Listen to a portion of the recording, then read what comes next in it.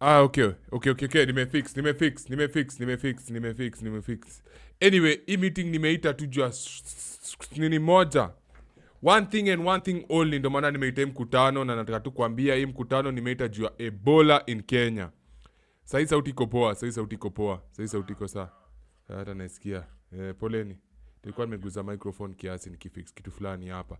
Sasa mimi sina vitu mingi za kusema. Nataka tu kuwapeleka straight away. Muone kitu inatupima hapa. Watu wanatubeba ufala sana.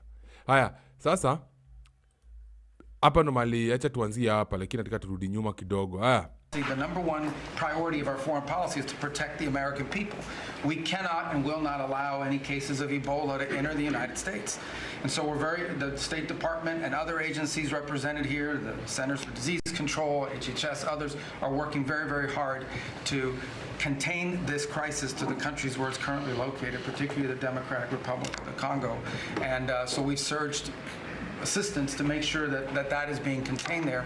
And obviously multiple agencies involved here are also very involved in tracking people, just to make sure that nobody comes into this country that has Ebola and creates a problem for us. And we feel like we've got good efforts in place to do that, and Americans should feel assured that the President and his administration is doing everything we can to protect them on that front. The number one priority of our foreign policy is to protect the American people. We can't. Siwezi kudanganya, nimekuja nikasikia tu nimechukia Trump. Mimi nakwambia Trump siku hizi ananiudhi. Naonanga tu Trump nasikia nimeboeka. If the number one priority is to make sure they protect the Kenyan people, how come again tena kuna historia? Acha nionyeshe. Acha ni chini. Ebola.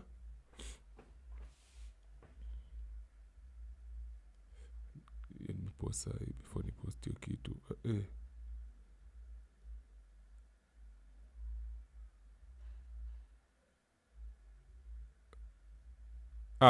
Let's first watch this upper, then we'll get back to it. Secretary Aden Duale, who has confirmed, with Health Cabinet Secretary Aden Duale, who has confirmed that Kenya is in talks with the United States government on collaboration of preparedness and response mechanisms for the Ebola virus disease. This comes hours after reports emerged of plans by the Trump administration to set up a quarantine and treatment facility in Kenya for U.S. citizens. On Wednesday, Kemri announced boosting. Why would they set up that thing here in Kenya? Why would they set up that quarantine in Kenya? Unajua, ngoja chatumalize kitu kwanza. On Wednesday, Kemri announced boosting the current infrastructure on tracing and testing for the Ebola virus, with neighboring Uganda announcing the temporary closure of its border with the DRC in order to tame the spread of the deadly virus. Let's begin our broadcast with our very own Laura Tieno. As fears grip the globe over the spread of the Ebola virus disease, Health CS Aden Duale has confirmed that Kenya is in talks with the United States government. They are not in talks. They are in listening. Sawa? Aongelee kitu yote, wanaambiwa kitu wafanye. They are not in talks. Talks ni kama huyu anasema hii, mwingine anasema hii. Akuendi hivyo hapa. Na kama stream ina lag mniambie, ni make sure nimefix. Hawaongei, wanaambiwa kitu ya kufanya. Watu wasitupima wazimu. In talks of what? The notice came hours after reports indicated that the United States government was to set up a treatment facility on Kenyan soil for the quarantine and treatment of U.S. citizens suspected to have had contracted the virus. Notice it's U.S. citizens. Why don't they set up that thing in their USA land? Mbona wanakuja kuset up Africa? Kenya? Kama wanatibu citizens wao, so weke kwa nchi yao huko. Mbona wanakuja kuweka kwa nchi yetu huku? Wewe uone kitu kibaya? Mbona ingekuwa ni Kenya citizens, Uganda citizens, DRC Congo citizens wangeshughulikia. Wanataka kutibu watu wao kwa nchi yetu. Nchi yao ibaki free. Ndio in case watu wako infected, sisi ndio tutabaki na ugonjwa hapa, si tuhangaike. Hatujasikia kesi yote ya Ebola Kenya. We've never had a single case of Ebola in Kenya. Wanataka kuletea quarantine hapa. Next thing you know, ma cases zitaanza kuspread hapa hivi Kenya. Na watu wako na Ebola hapa Kenya. Duale anaongea naye nini? Fuck. In a statement, Duale said the talks were on collaboration on strengthening preparedness and response for the Ebola virus disease and other emerging threats. The statement, which neither confirmed or denied the setting up of such a facility, said any international health cooperation will be guided with the Kenyan law, and the government will prioritize protection of Kenyan citizens, including frontline health workers. No, they won't. And there another thing nataka kujua ni wakiset up kitu hapa hivi Kenya, hii kitu wakiset up kitu hapa Afrika, wanakuja na madaktari wao ama ni madaktari wetu wataanza kuchunga watu huko? Already tunajua healthcare yetu ya Kenya ama healthcare ya Kenya tu in general is messed up. Sasa ongeza tena ya wajinga tena watakuleta wa Amerika hapa hivi. Ongeza tena hiyo shida yao hapa. Zile shida zote tunapitia tena ongeza Ebola. Na tuna the needed ama the necessary tools za kutibio kitu. Kwa sababu kwa nayo kesi hapa. Igava yache ujinga manje.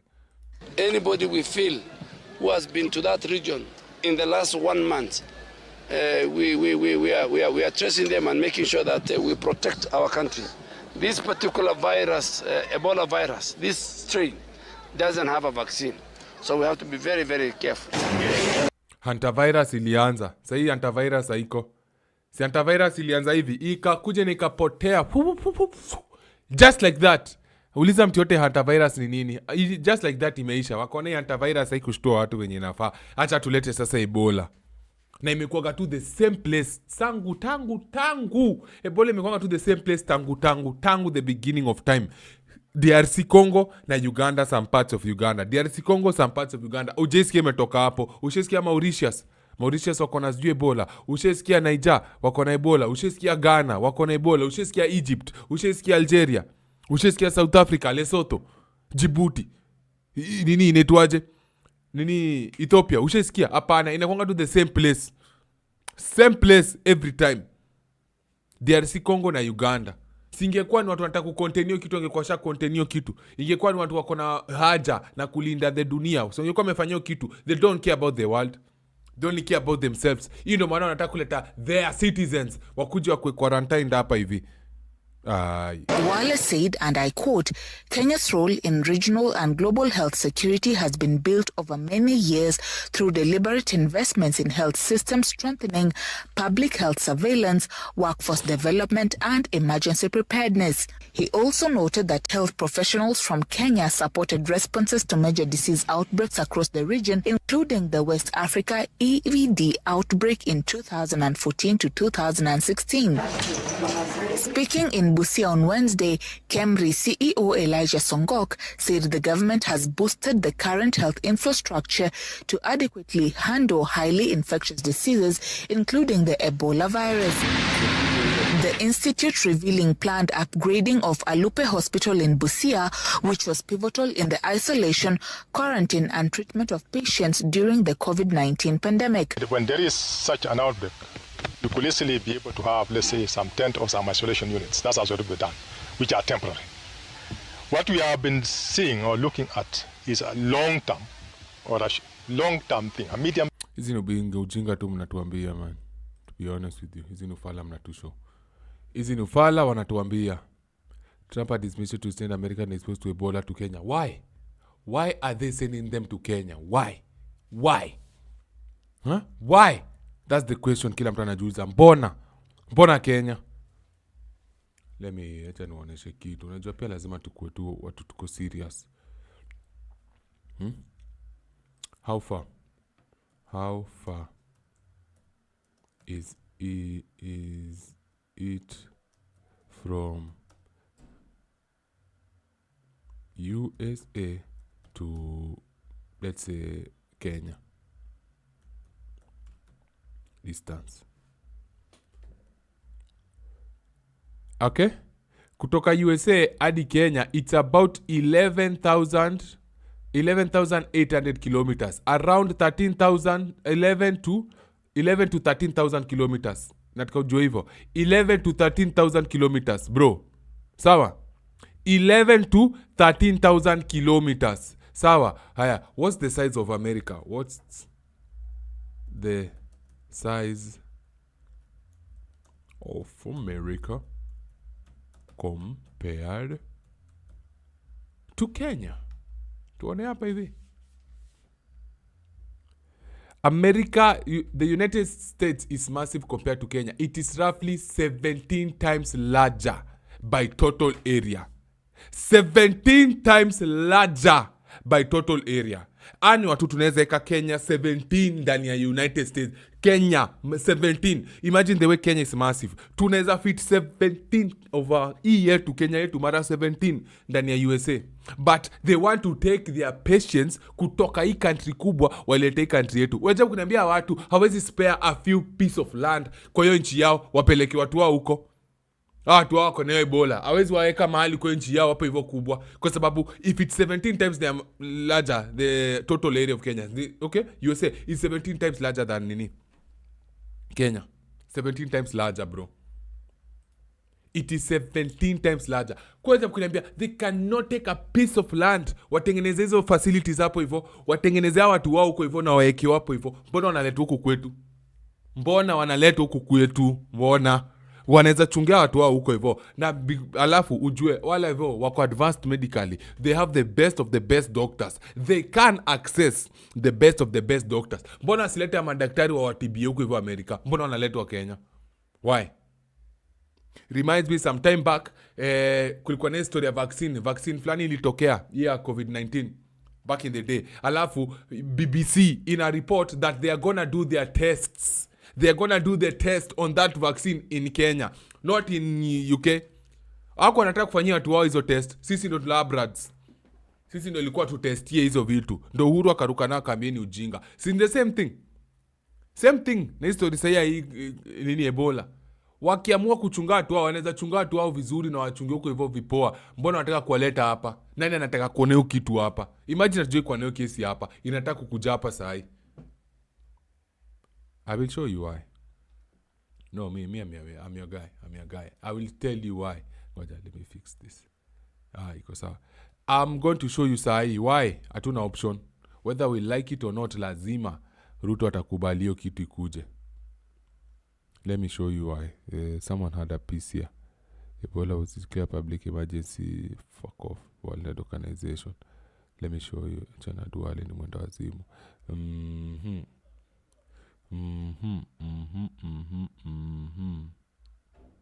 Let me show you. Udem kuna kitu alikuwa amepost. Where is it? Chill. Bear with me. Do you have sense?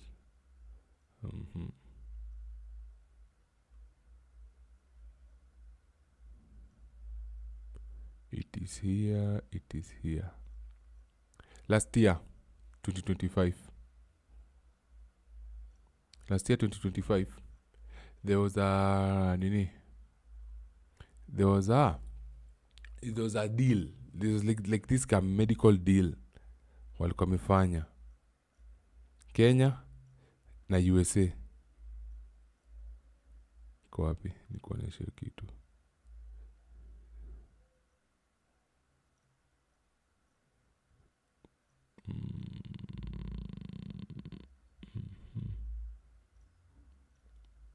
Where is it?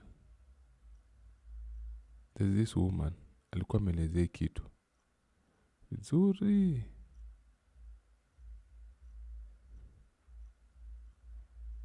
Where is it?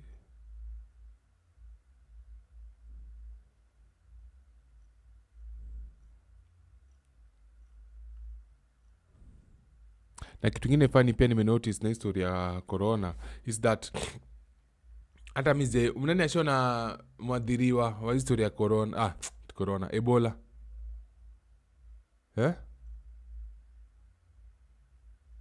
Nani unajua ameonekana na hiyo signs za nini Ebola? Kenya, bocha ni search Kenya USA medical kitu kaya. Let's see kama internet nini.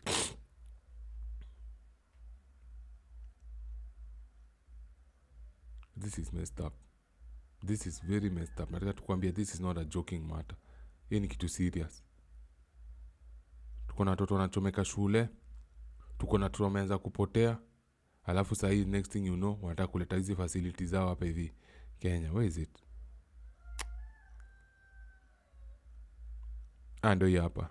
Ndo hii hapa hii document kwa nataka kuonesha. Kenya US Health Cooperation Framework signed in December 2025 now makes sense in the light of what's happening related to Kenya being a quarantine center for Ebola. Why can't I open this image? There's the image. I hope you guys can see it. United States and Kenya sign 5-year $2.5 billion health cooperation framework. Okay? Katika mjua hiyo, United States and Kenya sign 5-year $2.5 billion health cooperation framework. Ngoja. I know you guys cannot see it. Let me reduce my let me move myself. Let me go this side kwanza. I want you guys to see this. So, I want it all to sink in. United States and Kenya sign 5-year $2.5 billion health cooperation framework. Okay? Do you know why this is happening? Joe Biden. While Joe Biden was in power. When Joe Biden was in power, let me tell you something that used to happen. Kulikuwa na kitu ilikuwa inaitwa inaitwa USAID. USAID. Upende usipende. Utafanya. Mbafakni. Utafanya. Kulikuwa na usianze hizo. You have to work. Is the mic okay? Sasa kulikuwa na kitu inaitwa USAID. Now USAID, some parts of USAID ilikuwa involve sisi kupatiwa help either by chakula ama by madawa. But sasa ilifika point fulani USAID was used to it was used like a form of money laundering. Walikuwa natumia USAID kuchukua pesa ya American citizens, wanajifanya wanasaidia Africa, kumbe ilikuwa tu njia ya watu kukuleo pesa. Sasa venye Trump akaingia, kwanza akasemanga USAID anasimamisha for some time. If you angalia poa kwa background yako uta notice there some time Trump alisema USAID anamaliza, anapunguza. Kwa sababu aliniona pesa mingi sana zinaenda kufanya projects hakuna. Mara sijui to treat transgender rats in Eritrea, mara sijui kufanya sijui nini transgender nini. Yani ilikuwa stories hakuna. Mara sijui kugeuza machura gay in Congo. Yani ilikuwa tu projects hakuna. Trump akasema anasimamisha. Na Trump kusema anasimamisha, kuna zile mainchi zilisemekana azipatiwi usaidizi. Kuna zile mainchi zilisemekana azipatiwi usaidizi at the moment. But guess what? Who happened kupatiwa usaidizi? Mtu wetu William Ruto, our president, alipatiwa usaidizi. Na hiyo usaidizi Ruto alipatiwa ndio ilikuja na hiyo kusainiwa deal. Country zote zilinyimwa do. Acha niwaambie ukweli. Country zote zilinyimwa do. But sisi, we happened to be here hapa. Tukapatiwa 2.5 billion health cooperation framework. Sawa. Now, let me make sure niandike United States. I wish ningeza kukopi nini. United States and Kenya signed 5-year. Let me see if I can search this.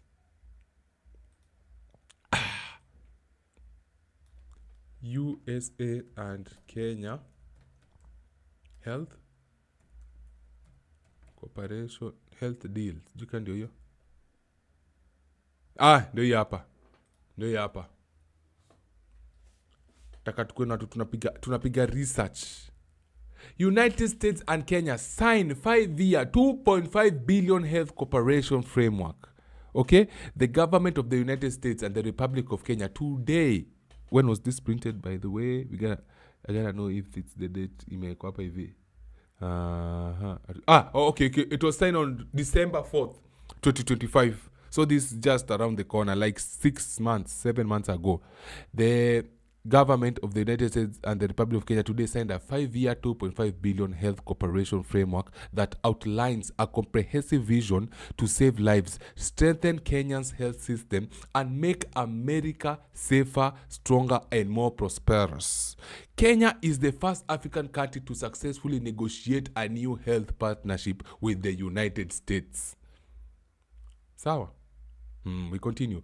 Under the framework, the United States plans to provide up to $1.6 billion over the next 5 years to support priority health programs in Kenya, including HIV and AIDS, tuberculosis, TB, malaria, maternal and child health, polio eradication, disease surveillance, and infectious disease outbreak response and preparedness. Hiyo ndo part moja nataka mfocus nayo. Sawa? Nirudi hiyo part. Nataka tu mjue, acha nita skip kitu.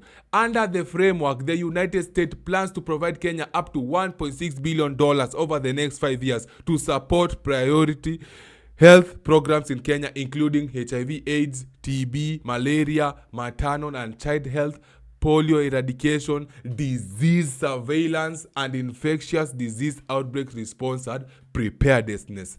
Hapo ndo malo alitufunga. Hapo kwa infectious disease outbreak response and preparedness. That is where they caught us. Hapo ndo alitushika. Kwa sababu sasa ukiangalia Kenya inasemekana sikuna outbreak ya Ebola.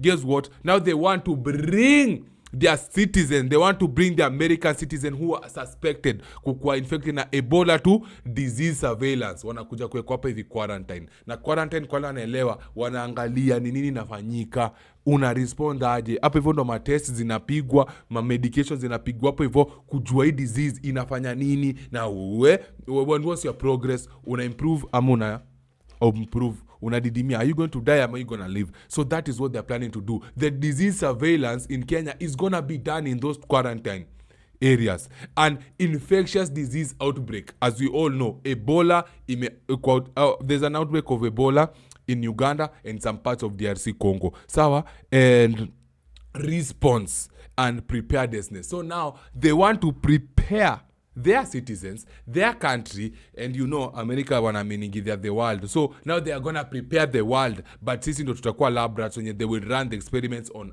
us. They will run the experiments on our own country, bro. Kwanza. Mind you, me I don't know how these people will travel kutoka airport wakipelekwa hizo quarantines. Sijui wataekwa kwa ambulance zimefunikwa na juala, condom, watairapio hiyo van na condom design. Malipopote wanapita mtu yote atakuwa infected, kwa sababu we cannot trust this thing, kwa sababu watatokaje kutoka airport hadi kwa hiyo facility. How are gonna do? Ama itafika pale hivyo airport wachukuliwa na chopper, na hii chopper inaendeshwa na daktari, itakuwa imejazwa na madaktari.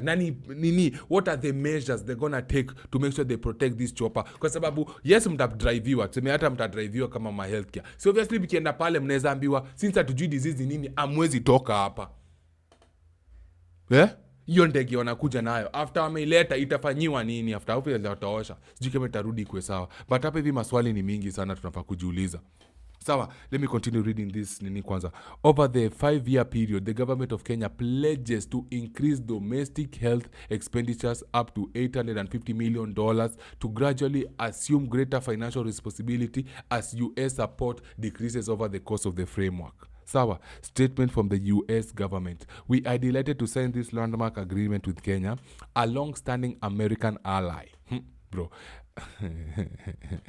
As Secretary Rubio has emphasized, foreign assistance is a tool of American diplomacy and statecraft, and every dollar we spend on it must be directly justified on those terms. When developing the dozens of America's first global health strategy bilateral agreement we will sign in the coming weeks, we always start with the principle that American sovereign resources should be used to bolster our allies and should never benefit groups unfriendly to the United States and our national interests. Basically watu wana serve the American national interest ndo wanapatiwa first priority na hizo foundation, said Jeremy P. Lewis, senior official for foreign assistance, humanitarian affairs and religious freedom. But within the four corners of this detailed agreement, our expert technical teams have kept a laser focus on maximizing health outcomes, deploying resources and more prudently towards high impact programs, and creating positive incentive for recipient countries' self-reliance and local control. We appreciate Kenya's partnership and look forward to our continued work together, advancing their health goals and our broader shared interests. No, just American interest. They don't care about our interest. Me, I'm not going to read this whole thing. Poleni. Ile part ilikuwa nataka kuelezea nishoelezea. Sawa? The part I wanted you guys to understand, nataka mu understand nini ilifanyika. Once umepati, kuna kitu moja Ruto penanga kusema. Sana. If you pay the piper, if you play the piper, you have to play by the tune. Let me find that quote kwanza. Let me find that quote.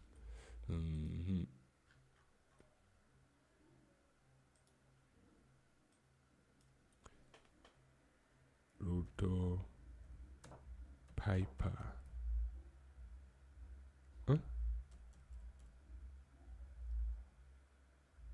If you pay the piper,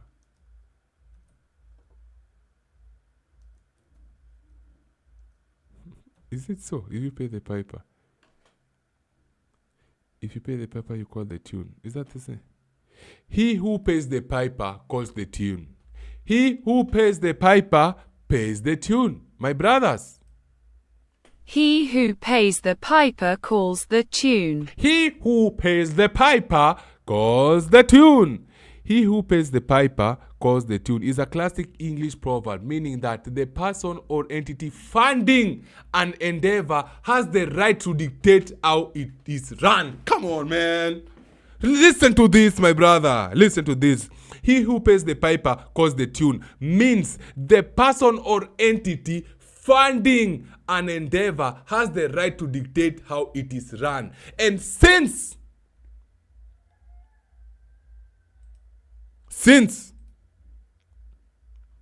America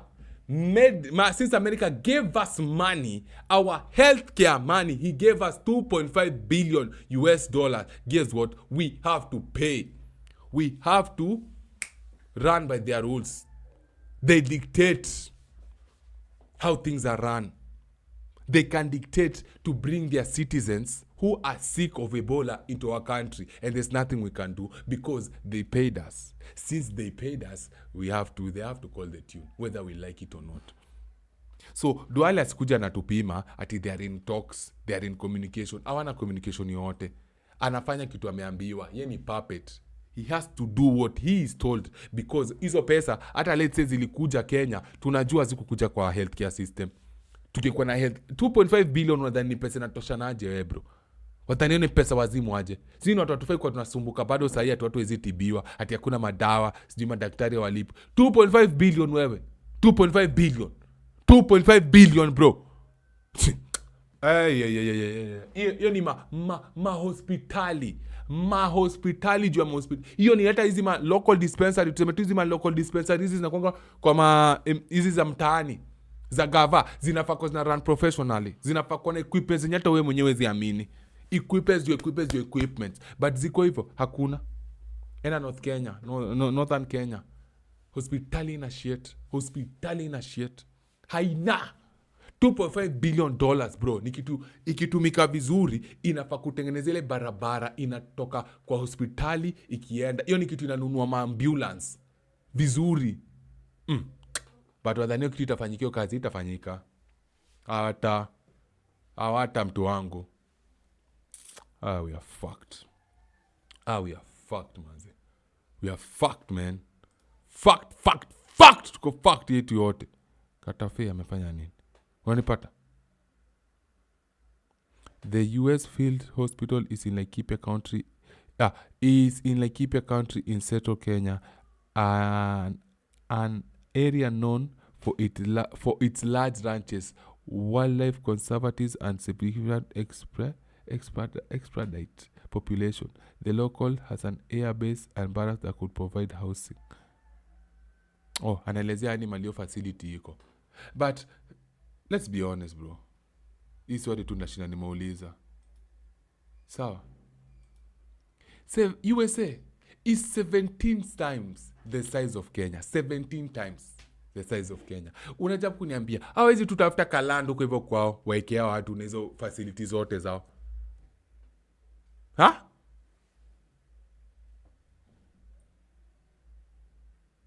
Na shida sasa ni me and you. Hatuna uwezo, hatuna nguvu. Hatuna uwezo na hatuna nguvu. We just have to deal with hiki kitu imekuja, whether we like it or not, bro. Mimi nakwambia tu just be ready. Tujui, lakini hii plan yao tunajua. Next thing you know wataanza kutuwekea crackdown. wataanza kutuambia tena you cannot move from here to here, you cannot move from this time to this time. Next thing you know wata shut down the country, tuanze kuwekwa zwini wa quarantine. Unaelewa tu ile bullshit ilifanyika 2020. But kitu yote I will say it now na sitaacha kusema is because ya zile files za Epstein.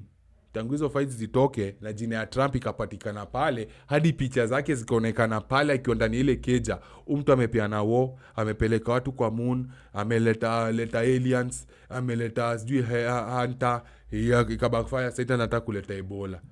Amepandisha hadi the cost of living vibaya hata kushinda vile Joe Biden alikuwa anafanya. Joe Biden alikuwa retarded president, but Trump ni worse. Na anajua. Na hii yote nijue kwa sababu jina yake ilipatikana kwa zile files za Epstein, bro. Acha niwaambie ukweli. Hii yote hizi vitu zote tunapitia ni juu anajulikana, alipatikana, walikuwa na dinyo watoi na watu ya Epstein. Hii yote tunaletea juu kitu. Mimi hata sijui. Na fala fulani hapa hivi ashatuambia hii kitu haina vaccine. Of course haina vaccine. But mnatuletea sisi watibiwa hapa. Why would you move someone 13,000? Do you know how much 13,000 kilometers is? Uweke hadi mtu kwa ndege, umtoe kwa land yao, umlete kwetu sisi hapa. Kwetu sisi hapa. Niko sure hamna land huko hivyo mnaweza peleka watu. Kitu hata maybe 1,000 miles hapo hivyo within the facility America, mtibia watu hapo. Apelekwa Antarctica huko. Mbona aletwe Kenya? Mbona wanaongea waleteo kitu hapa? Kwa sababu wanajua kutakuwa na ganji. Hiyo ganji wanapigania kitu iletwe Kenya juu ya do. Na hiyo do ikikuja sisi itasaidia, ni yeye itasaidia. The same people wenye in case watoto wako wagonjwa, watu wanaenda kutibiwaga nje. Hata watu ama MP wetu, these people in government, whenever they are sick, wanakwanga kwanza kupanda ndege waende kutibiwa nje. But wanataka kutuelezea venye sisi wanataka kutuimprovia healthcare yetu. Gani hiyo? Which healthcare do they want to improve for us as a people? Hakuna healthcare wanataka kuimprove for us. They just want to use us vibaya. Vibaya sana. And I just want you to know. It's bad. And it's very, very bad. Na inaenda kukua mbaya zaidi. So, the moment we sign that deal with America, this healthcare deal. Copy your deal.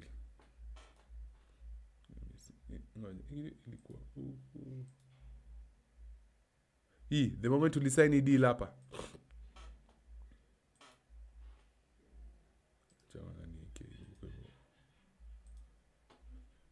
The moment we sign this deal here. The moment we sign a deal hapa. Hapo ndo tulijifunga mkono, miguu na kila kitu.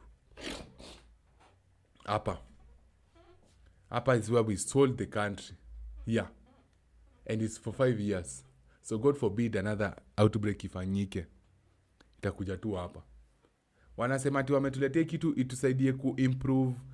We want to, in the next 5 years, support priority health programs in Kenya. Wata kusupport health programs in Kenya za HIV, TB, malaria, maternal and child health, polio eradication, disease surveillance. But hapa hivi, disease surveillance, and infectious disease outbreak response and preparedness. Hiyo ndio wamekuja kufanya. Hizo zingine za HIV, sijui TB, malaria, hiyo maternal and child health care, uongo. Kwa sababu ingekuwa hii pesa inasafaa kusaidia mama na watoto, wangekuwa na very harsh inaitwa hizo conditions watu wakizaliwa. Kuna mahusi hata wa mama wanazaa, lakini healthcare after care after mezaliwa inakuwa mbaya sana. Kuna wale wanashare kitanda. HIV tumeona the other day walipiga survey imeongezeka na 20,000. When's the last time umeona kiongelea hizi stories hizi disease zenye wanasema wanatusaidia nazo? They don't. Now it's like, see, we gave you money. Tuliwapea pesa. Si hata nyinyi mnaona tuliwapatia pesa. Sasa lazima nitaset nini yangu hapo hivyo kwa country yenu. I will set up our quarantine healthcare facility in your country and you cannot say no because we gave you the money and we signed the deal. Ama unataka niwatoke nianze kuwasaidia, ama unataka niende nipeleke nchi nyingine usaidizi. Do you think they're gonna say no? They'll be like yes, wewe leta tu. Wakenya wetu tushawazoea, wataandamana siku 2-3, the next thing you know watasahau. Wataandamana siku 2-3 alafu after hapo history watasahau. That's how Kenyans are. Yeah, we have the plan. Sasa hima polisi wanaanza kuwa equipped na mabunduki na tear gas. Kuzo wanajua maandamano yanaenda kukua. Hiyo kitu ifai kuja hapa. inadu nini hapa? It has no business being here. Ibaki yuko DRC Congo na ibaki yuko Uganda, ikuji hapa. Okay? In other news, even though I didn't want to sikuata kudigress, sikuata tukufocus na history ya Ebola, but since tuko hapa, let me I wanted to show you this one. Very sad scenes. The 16 girls dead. When I saw it was 15. 16 girls dead in Nakuru school dormitory fire. The fire at the public boarding school in Gilgil, Nakuru County killed at least 16 students and injured 79 others, with 71 discharged and 8 still hospitalized. Rescue teams contained the blaze after 2 hours. Oh my God. Amid initial chaos as some girls fled, officials including Education CS Julius Ogamba and Interior CS Kipchumba Murkomen visited the site, while President William Ruto expressed national grief and called for probes into the unknown cause. Joint investigation by Education and Interior Ministers are underway to prevent future tragedies. Alafu patilikuwa fire outbreak. 16 Utumishi Girls Academy students confirmed dead after 6 more deaths reported in the fire tragedy in Gilgil, Nakuru County. Police say 74 others admitted with injuries. Oh my God. Unamko na 10 girls have died in dome fire. Hii nchi fungwe walai tena. Alafu look at this people. It is these ones who will steal money for poor people. Yeah. That are meant for hospitals. Yeah. It is these same ones who are, all of them are living beyond their to listen to Kenyans on the finance bill. The same ones you are seeing here. When Kenyans will be speaking on the finance bill, giving their views, they are going to ignore those Kenyans. Yeah. It is these ones who will steal money for poor people. Yeah. That are meant for hospitals. Yeah. It is these same ones who are, all of them are living beyond their earnings. Yeah. Their salaries, what they're earning, and their lifestyles are at far different. Very. It is these same ones you are seeing here on TV that have benefited from a system that, in my view, has impoverished the Kenyan people. True. So that when they go out to pray like they are pretending to, they are not serving God, they are mocking God. True. They need to first confess your sins and then seek ye forgiveness. Mm-hmm. Then now you can go in supplication in a national altar and then pray. Okay. And then post that. Yeah. Live your life in accordance with what God says. You are here to serve humanity. You are here to do it in glory of God. Okay. Not in glory of yourself. These are egoistic people. Kweli. It's true. It's true. Itumishi girls have closed. Girls is close to Gilgil Barracks and NYS Academy. It's sad that we lost kids when they are literally under nose of security. Kwani nashindwa kusoma. Okay, terere man. What is Now on this developing tragic news, we know that several students are feared dead following a fire outbreak in a dormitory at Utumishi Girls Academy in Gilgil, that's in Nakuru County. The reports indicate that the fire may have started around 1 a.m. Red Cross says it was reported at 3:30 a.m. As we speak, there are crowds gathering outside the school. The police have said that they will only allow parents to gain access into the school as they carry out a head count as we speak of the number of students there. There are no indications of injuries. There are no indications of the fatalities. We just know that an unknown number of students have been killed following the fire outbreak in Utumishi Girls Academy in Gilgil, that's in Nakuru County. The DCI and the police are currently in there taking head count of the students to establish the extent of the damage, to establish the number of fatalities and injuries. There are crowds gathering outside the school right now. In fact, I want to show you some pictures there so that you just get an idea of how the place looks like. Our reporters are heading there as we speak. Red Cross says their psychosocial support team is already on ground. Police say that only parents will be allowed into the school, and they're asking all the crowd and all the public members to stay away as they establish the extent of the damage. This is the tragic news that we're just waking up to right now. We don't know much about it as we speak. This is a fire that broke at around 1 a.m. Red Cross says it was reported at 3:30 a.m. Even that has not been established properly. As soon as we have any more information, we will update you in real time. That's a tragic.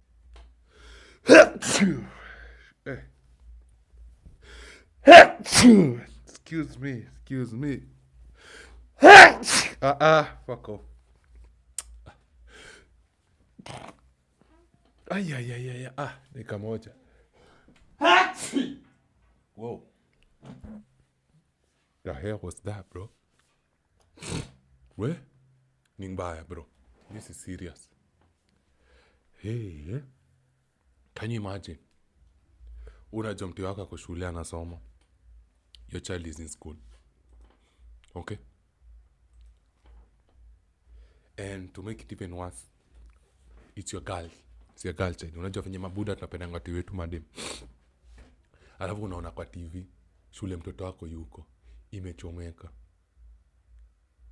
Watoto 16 unasikia wamekufa. Na kuna wengine kwa hali mahututi bado hospitalini. I read the story and I don't know where I saw it. I'll make sure I find it. Wait. And inasemekana mlango ilijam, alifungua only one door, hiyo ingine ikakata, yeye akaenda.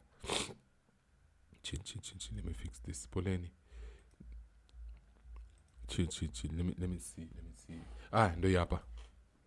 Nilipigiwa simu kitu saa 10 ya usiku na anti yangu, akaniambia kuna moto Utumishi Girls, nikuje niangalie mtoto wake. Nimeweza kufika na tukaambiwa tupange line pale ndani, na wakati tulipanga line kulikuwa na wasiwasi mwingi sana kwa sababu tumesikia watoto wengi wamekufa na wengine wako hospitali. Nimeweza kupata mtoto wa anti yangu, ako vizuri, na nikamuuliza ni nini iliendelea.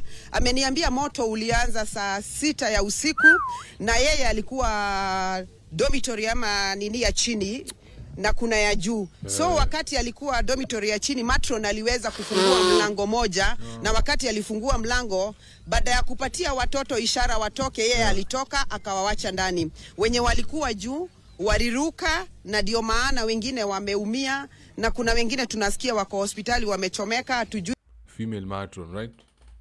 Alikuwa matron mama. Of course yangeenda. Of course angefungua na aende. Ni wangapi wamekufa.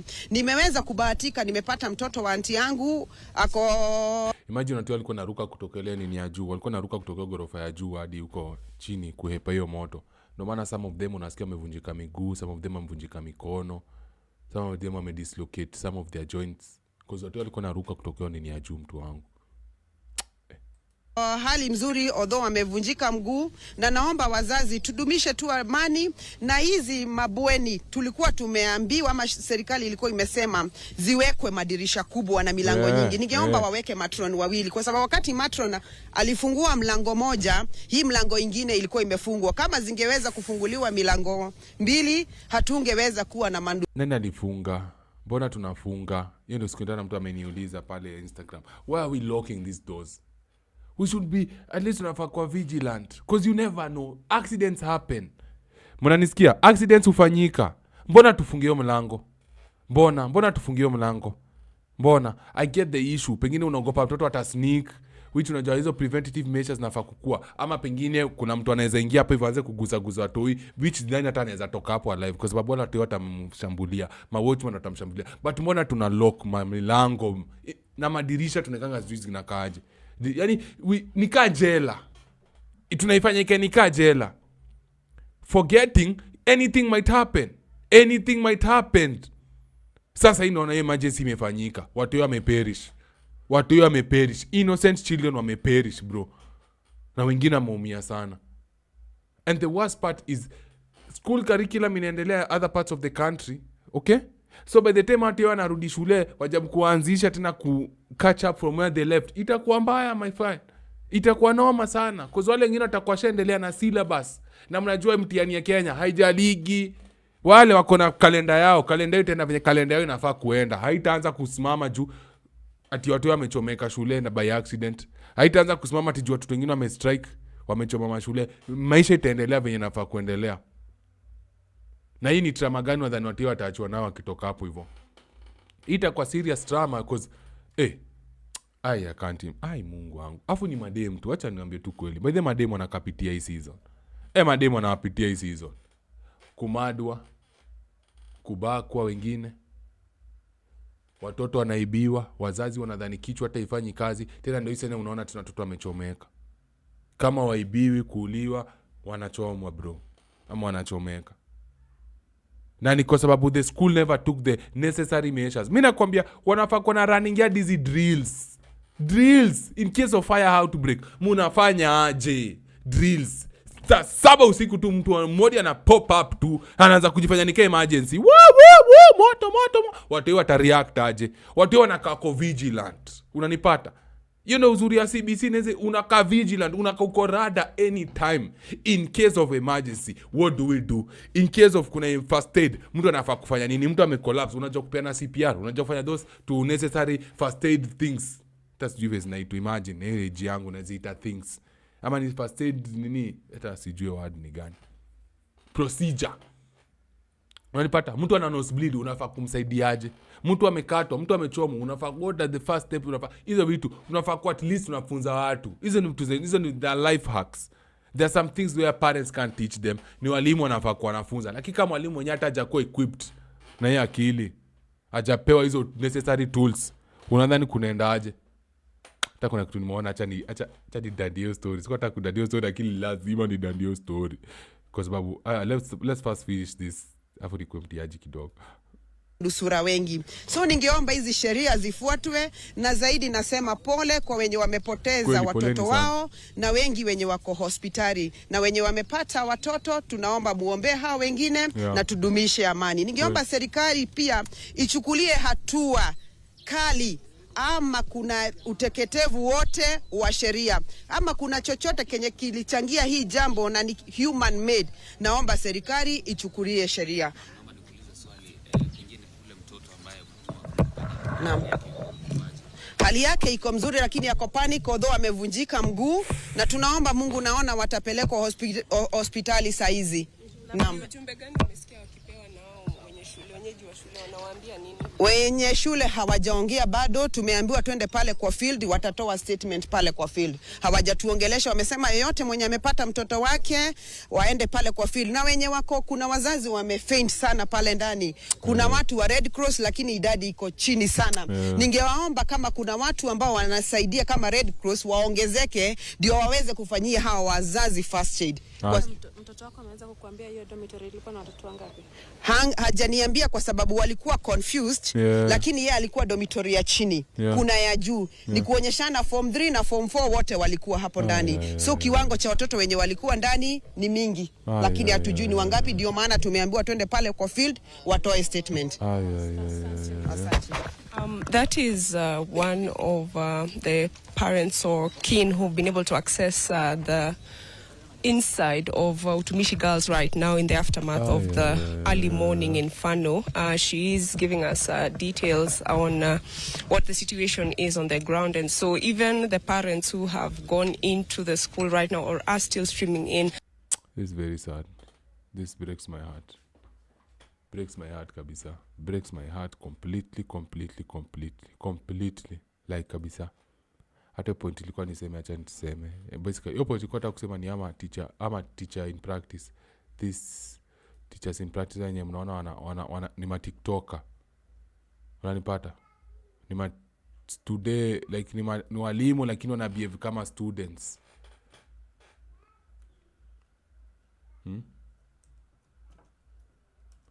Teacher in practice. How? Do you think wako na hiyo roho ya kwenda kusaidia kujump hapo hivyo wasaidia watu wanachomeka? Unaona? Mwanza basi niwaambie, I'm Madam Nyareso Violet. I teach. Tunajua subject na teach. Kiswahili. Nitakuja niwafunze. Na mkewa hiyo ndio hiyo. Sasa unachukia rada. Huyu hapa ndo alikuwa anatafuta. Sasa chizi. Unaona? Hawa wanafaa kwa sasa wanafaa kulinda watoto wenyu wakiwa shule hawa mse. These ones. The ones who are supposed to be linding our children, bro.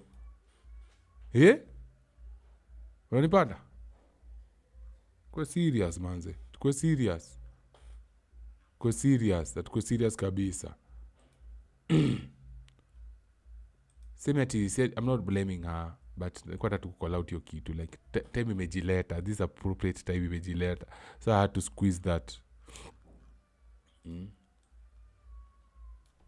Kenyan TP. Ibaya, it's very bad. But atatumjue the country is in trouble. We are in big trouble. Big trouble ndio watu wawili ama mwere wawili ana natuseti. Mafala wawili wanataka kutu expose. Trump to fly Ebola expose Americans to America for quarantine. A quiet but controversial plan by the administration of Donald Trump is now putting Kenya at the center of a global health debate after reports emerged that Americans exposed to Ebola could soon be monitored and even treated on Kenyan soil.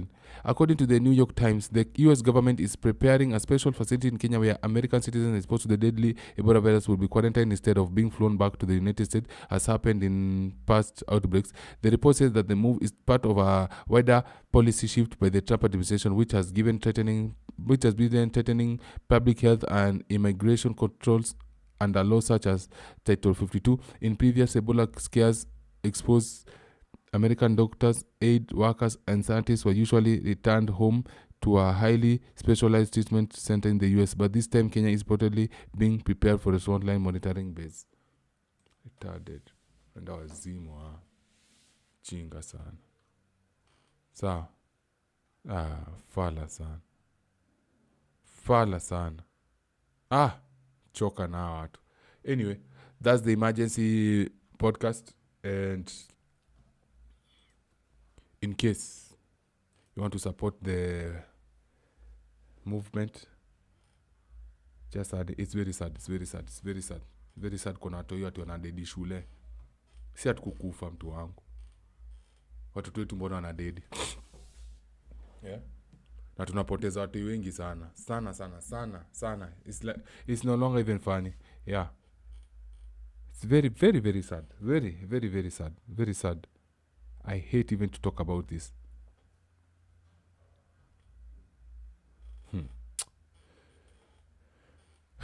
Thank you kwa kila mtu ametune in. Ilikuwa tu nataka quarantine nini kidogo because sijakula.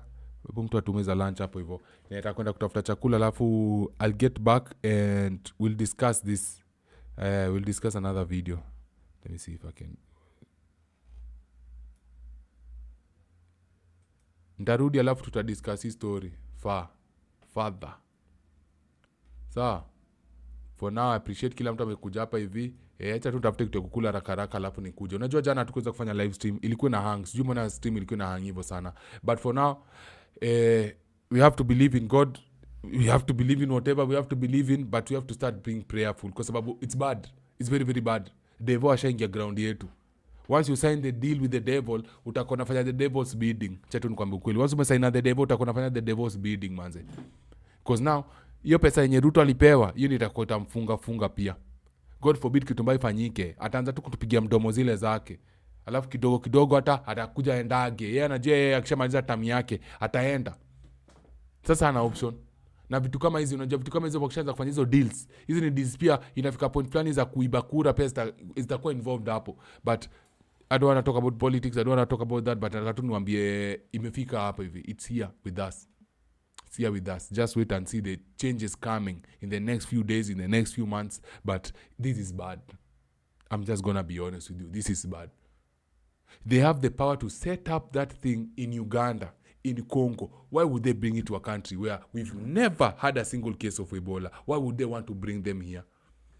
And under which conditions will those be people brought here? Wajua kitu moja pia nimeuliza. Wataletwa na gari zimefunikwa zimefunikwa kabisa. Design hiyo kitu haiwezi toka ama ataleta venye ataleta alafu after hapo hivyo tutaanza kukwaza ili kama kuna watu wawili ama watatu walikimbia. Nikaa kuna watu wawili watatu wali escape. Tunashuku kuna mtu mmoja alishika patient, sasa hatujui ameenda wapi. Tena itaanza kuwa mtu mmoja alishika patient, pengine alienda akashika mtu huko. Sasa hatujui na sisi hatujui venye kumeenda quarantine. Unajua ni aje? Tufungeni nchi. Tufungeni nchi kwa sababu we don't know the spread of kitu imefika wapi. Sio ndo plan yao wanataka kutufanyia. We have to be vigilant. Very. We have to be actually too vigilant. Tusilalishe. And we do not tusichukule kitu for granted. Because it's not a joke. Sawa. Hopefully they will refuse it, but if me I know them, hawatakataa hii kitu. Hawatakataa. Hata wana nguvu ya kukataa. Sawa. Catch you guys on the next stream in about, let me say 3 hours. 2 to 3 hours. Itakuwa saa ngapi 3 hours? Saa 10. Saa 10 inakaa mbali. Saa 9 na rudi live stream ingine. For now, take care of yourself and I hope you guys are safe. Continue being productive. Nawapenda sana. Sawa. See you at 3.